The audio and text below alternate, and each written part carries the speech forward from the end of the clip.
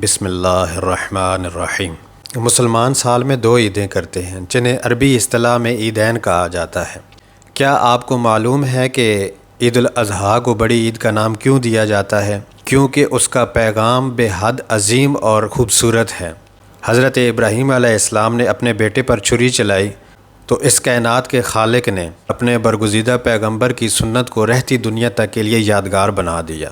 صرف یہ نہیں کہ عید الاضحیٰ قربانی کا پیغام دیتی ہے، بلکہ یہ بھی ہمیں بتاتی ہے کہ اللہ تعالیٰ کے ہاں سب سے مقبول چیز آپ کی سب سے پسندیدہ ترین چیز ہے۔ اسے اللہ تعالیٰ کے لیے قربان کر دیجئے جسے آپ سب سے زیادہ عزیز اور سب سے پیارا سمجھتے ہیں۔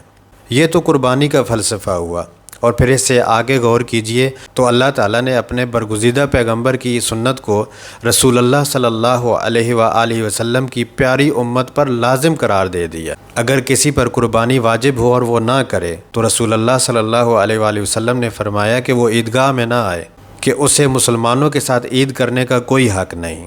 محبت قربانی سے بڑی چیز ہے۔ جس سے پیار کیا جاتا ہے اس کی قربانی نہیں کی جاتی، لیکن حضرت ابراہیم علیہ السلام نے اپنے بیٹے کی قربانی دے کر ہمیں یہ بتایا کہ اللہ تعالیٰ کی محبت ایسی چیز ہے جس پر دنیا کی تمام محبتیں قربان کی جا سکتی ہیں۔ دور جاہلیت میں سال کے 2 دن کھیل کے لیے مختص تھے، اور پھر جب رسول اللہ صلی اللہ علیہ وآلہ وسلم مدینہ منورہ تشریف لائے تو آپ نے فرمایا کہ پہلے تم ان دنوں کھیلا کرتے تھے، تو اللہ تعالیٰ نے ان کے بدلے ان سے بہتر 2 دن عطا کیے ہیں، جو عید الفطر اور عید الاضحیٰ ہیں۔ حضرت عبداللہ بن بریدہ رضی اللہ تعالیٰ عنہ سے روایت ہے کہ رسول اللہ صلی اللہ علیہ وآلہ وسلم عید الفطر کے روز کچھ کھائے پیے بغیر عیدگاہ کی طرف نہیں جاتے تھے، اور عید الاضحیٰ کے روز عید کی نماز پڑھنے تک کچھ نہیں کھاتے تھے۔